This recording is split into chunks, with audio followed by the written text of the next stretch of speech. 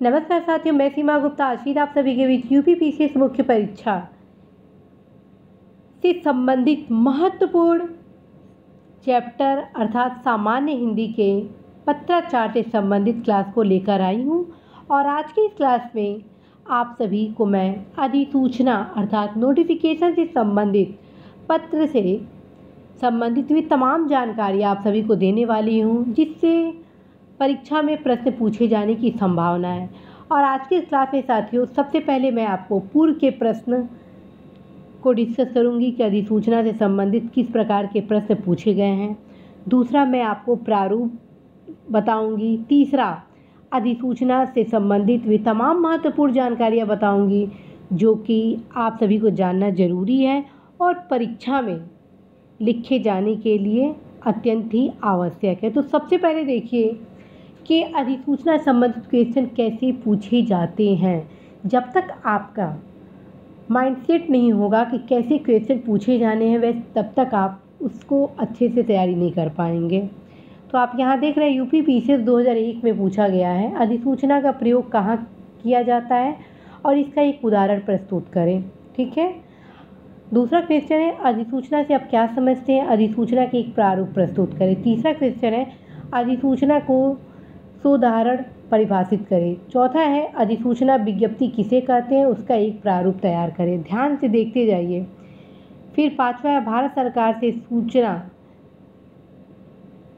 प्रसारण मंत्रालय के उप सचिव को अर्जित अवकाश प्रदान किए जाने की अधिसूचना का प्रारूप प्रस्तुत करें। नेक्स्ट है, काल्पनिक विधानसभा में विधायक के त्यागपत्र देने के कारण रिक्त स्थान पर चुनाव की घोषणा संबंधित अधिसूचना का प्रारूप प्रस्तुत करें। नेक्स्ट है, अधिसूचना किसे कहते हैं और उदाहरण देकर स्पष्ट करें। नेक्स्ट है, अधिसूचना का स्वरूप स्पष्ट करें और उसका उदाहरण प्रस्तुत करें। नेक्स्ट है, अधिसूचना किसे कहते हैं, उसका एक प्रारूप तैयार करें।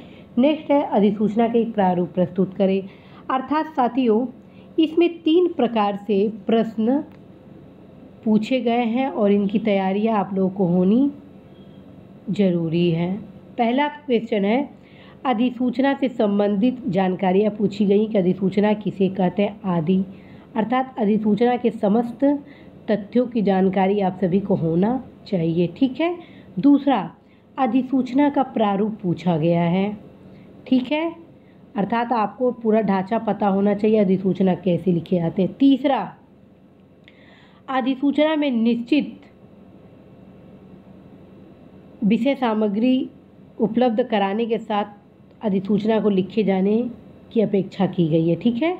तो इन तीनों चीज़ों को आज मैं आप सभी को बताऊंगी। और चूँकि अभी हाल में मैं आप सभी के बीच अधिसूचना से संबंधित क्लास को ले ली हूँ और उसमें ऑलरेडी अधिसूचना से संबंधित इन तीनों पक्षों के संबंध में जानकारी दे दी हूँ, लेकिन आप सभी द्वारा यह कहा जा रहा था, मैडम प्लीज़ यूपीपीसीएस मुख्य परीक्षा के दृष्टिकोण से एक बार और ले लीजिए ताकि हम लोग को पत्राचार में किसी प्रकार की समस्या ना आन पड़े। वहीं दूसरी तरफ कई लोगों की यह डिमांड थी कि मैडम प्लीज़ कोई विधानसभा से संबंधित कोई अधिसूचना का प्रारूप आप हम लोग को दिखा देती लिखकर, ताकि हम सभी काफ़ी ईजी महसूस करते, क्योंकि विधानसभा से संबंधित यदि कोई विषय सामग्री के साथ अधिसूचना लिखे जाने का डिमांड किया जाएगा तो हम लोग क्या करेंगे। क्योंकि पूर्व में मैं ऑलरेडी शासन के द्वारा निर्गत जो अधिसूचना है वो ऑलरेडी उपलब्ध करा चुकी हूँ, इसलिए इस क्लास में आप सभी को इन दोनों चीज़ों को बताते हुए इसके लिए स्पेशल तौर पर आप सभी अधिसूचना में किस प्रकार 100% नंबर ला सके, इसलिए मैं आप सभी के भारी डिमांड से विधानसभा अर्थात इस क्वेश्चन 2012 पर आधारित एक प्रारूप लाई हूँ जो विधानसभा से संबंधित अधिसूचना है, ताकि आप सभी जान सके कि कहाँ विधानसभा लिखना है, कहाँ पत्र संख्या लिखना है, कहाँ पर क्या लिखना है। ठीक है। ताकि आपको कोई दिक्कत ना हो और कोई नंबर अर्थात कहीं से आप लोग के नंबर कटने की कोई संभावना भी ना हो। और आप सभी को बताना है कि अभी जो मैं अधिसूचना का क्लास ली हूँ, आप अवश्य ही जाइए प्लेलिस्ट में। स्पेशल प्लेलिस्ट आप लोग के लिए मैं बनाई हूँ UPPCS main exam letter writing का। ठीक है। ज़रूर जाइए देखिए। और आप लोग के लिए एक और मैं स्पेशल प्लेलिस्ट बनाई हूँ यूपी पीसीएस मेन एग्ज़ाम का। इन दोनों प्लेलिस्ट में लेटर से संबंधित महत्वपूर्ण विषय सामग्री को डाल दिया गया है।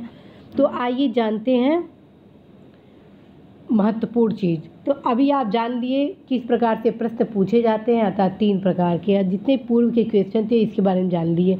दूसरा चीज़ अब मैं आपको बताऊंगी अधिसूचना के संबंध में मुख्य चीज़ क्या होता है, क्या अंग होता है, क्या विशेषता होती है, मुख्य तथ्य क्या है।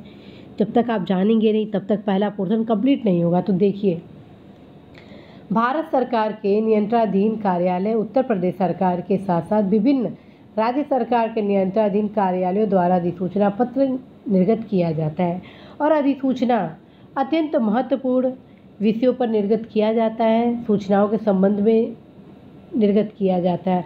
अधिसूचना पत्र सरकारी अधिकारियों की नियुक्ति, उनकी तैनाती, उनके स्थानांतरण, पदोन्नति के साथ साथ महत्वपूर्ण विषयों के संबंध में निर्गत किए जाते हैं। निर्गत का मतलब निकाले जाते हैं, ठीक है। उल्लेखनीय है कि अधिसूचना अखिल भारतीय सेवाओं, प्रदेश के राज्य के सेवाओं श्रेणी 1, श्रेणी 2 के अंतर्गत आने वाली विभिन्न सेवाओं, स्पेशलिस्ट सेवाओं अथवा विभिन्न श्रेणी के राजपत्रित अधिकारियों के उपरोक्त विषयों के संबंध में अधिसूचना निकाली जाती है। या ये भी आप कह सकते हैं कि अधिसूचना विधानसभा सत्र आदि के आहूत के संबंध में भी निर्गत किए जाते हैं, ठीक है। इसके अतिरिक्त महत्वपूर्ण विषयों प्रकरणों पर भी अधिसूचना निर्गत किए जाते हैं। अब इसके जो महत्वपूर्ण बिंदु हैं वो क्या है ये भी जान लीजिए। अधिसूचना पत्र में पत्र संख्या, विभाग, दिनांक, नियत स्थान पर अंकित होता है। अधिसूचना नियुक्ति, स्थानांतरण, वेतन वृद्धि, पदोन्नति एवं महत्वपूर्ण विषयों पर निर्गत होता है। तीसरा, अधिसूचना पत्र के ऊपर बीच में विभाग, कार्यालय का नाम और उसके ठीक नीचे पत्र संख्या एवं पत्र संख्या के नीचे स्थान एवं दिनांक अंकित किया जाता है। उसके बाद अधिसूचना की हेडिंग बीच में लिखकर अधिसूचना संबंधित विषय सामग्री को आरंभ किया जाता है। चौथा है, यदि अधिसूचना एक साथ कई लोगों को सूचनार्थ आवश्यक कार्रवाई हेतु उपलब्ध कराना होता है या कराना आवश्यक होता है तो अधिसूचना उनको पृष्ठांकित करने के साथ उच्च अधिकारियों के हस्ताक्षर भी होते हैं, ठीक है।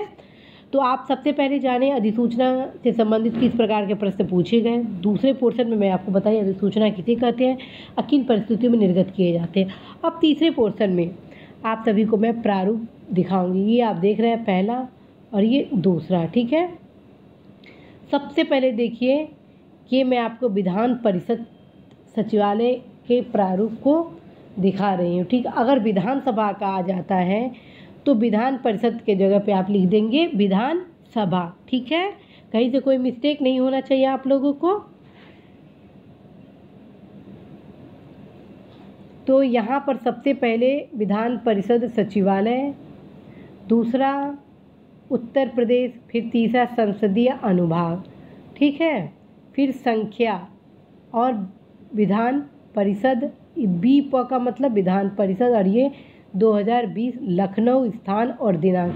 ये टोटल आप क्रम याद करिएगा, इसी क्रम में आपको लिखना होता है साथियों, ठीक है। यदि क्वेश्चन ये आ जाता है कि एक प्रारूप दीजिए तो ये जो मैं प्रारूप आप सभी को बता रही हूँ हूबहू आप उसको उतार सकते हैं। और यदि कोई विषय सामग्री दे दिया जाता है तो उसके अनुसार आप बनाएंगे। अगर मान लीजिए ये आ जाता है कि कार्मिक विभाग में या कोई भी माननीय मुख्यमंत्री महोदय द्वारा ये किया गया तो आप विधान परिषद और सभा का नहीं लगा देंगे, बल्कि जो पूर्व वाले क्लास में हम जो लिए हैं उस प्रारूप में आप बनाएंगे, ठीक है। बस आपको ये चीज़ चेंज करना होगा विभाग के अनुसार, ठीक है। तो आप यहाँ पे देख रहे हैं विधान परिषद सचिवालय, उत्तर प्रदेश, संसदीय अनुभाग, संख्या और स्थान और दिनांक लिखा गया। उसके बाद अधिसूचना है और फिर नीचे अंडरलाइन है, उसके बाद विषय सामग्री दिया गया है और लिखा गया उत्तर प्रदेश की माननीय राज्यपाल महोदय का दिनांक 1 अगस्त 2020 का निम्न आदेश सर्वसाधारण की सूचना प्रकाशित किया जाता है, ठीक है।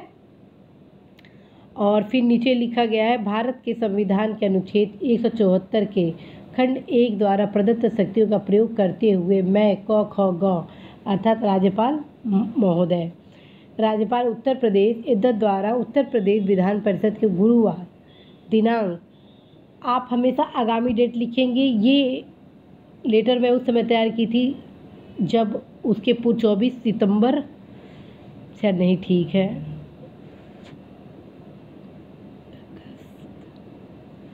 यहाँ पे आप देख रहे हैं 1 अगस्त ठीक। तो यहाँ 1 अगस्त नहीं लिखेंगे, आगामी डेट लिखेंगे।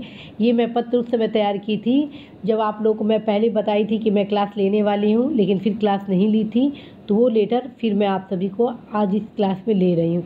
तो लेटर में डेट हमेशा आगे के लिखे जाते हैं विषय के अनुसार, ठीक है। तो भारत के संविधान के अनुच्छेद 174 के खंड 1 द्वारा प्रदत्त शक्तियों का प्रयोग करते हुए मैं क ख ग, क्योंकि नाम नहीं लिखा जाता है, चिन्हांकन इससे हो जाता है। राज्यपाल उत्तर प्रदेश संसद द्वारा प्रदेश विधान परिषद को गुरुवार दिनांक 24 सितंबर को 11 बजे पूर्वाह्न से विधान परिषद मंडप विधान भवन लखनऊ में उसके वर्ष 2020 के द्वितीय सत्र के लिए आहूत करती हूँ। फिर यहाँ दिनांक हो जाएगा 2 अगस्त। फिर क ख ग राज्यपाल उत्तर प्रदेश, और यहाँ पे आज्ञा से और प्रमुख सचिव अबस, और यहाँ पे ये आज्ञा से के नीचे यहाँ पे सिग्नेचर के लिए थोड़ा स्पेस छोड़ दिया जाता है, ठीक है।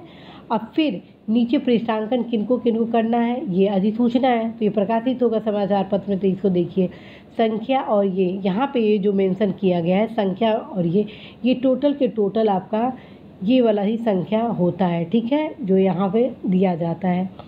तो आप यहाँ पे देख रहे हैं प्रतिलिपि उप निदेशक राजकीय मुद्रालय ब्रांच प्रेस हजरतगंज लखनऊ को सूचना एवं इस आशय से प्रेषित की कृपया उपयुक्त अधिसूचना को प्रदेशीय साधारण गजट दिनांक 2 अगस्त 2020 के विधायी परिशिष्ट के भाग 4 की खंड ख में केवल हिंदी में यथास्थान प्रकाशित कर दे और उससे संबंधित गजट के 25 प्रतियां इस सचिवालय को सूचना भेज दे। और फिर यहाँ पे अनुसचिव महोदय का नाम है और यहाँ पे उनका हस्ताक्षर कर दिया जाएगा, ठीक है। तो ये रहा प्रारूप। अब आप ये सोचेंगे कि मैडम पत्र 1 पेज में लिखा जाए कि 2 पेज में। देखिए मैं आपको यहाँ पे 2 पेज में लिखी हूँ। क्यों लिखी हूँ? क्योंकि स्पेस था नहीं। जब स्पेस नहीं था तो निश्चित रूप से आप द्वितीय पेज में का प्रयोग करेंगे। इसलिए जब भी आप पत्र लिखें संपूर्ण विषय सामग्री होनी चाहिए, भले 1 पेज में आ जाए या 2 पेज में आ जाए, ठीक है। तो इस प्रकार साथियों आज के इस क्लास में मैं आपको अधिसूचना के संबंध में वे तमाम महत्वपूर्ण जानकारियाँ दी जो आप सभी के लिए अत्यंत ही उपयोगी है, जिसमें मैं सबसे पहले आप सभी को जानकारी दी। आप लोगों को शॉर्ट स्क्रीन लेना है तो ले लीजिए। ये पत्र है और ये पूर्व के सारे प्रश्न हैं। तो साथियों आप सभी को बताना है कि ऑलरेडी अधिसूचना पे एक क्लास में और ले चुकी हूँ, अवश्य ही उसको भी देख लीजिएगा। और मुझे पूर्ण भरोसा है कि आप सभी अवश्य ही लेटर राइटिंग में बेहतर अंक प्राप्त करेंगे।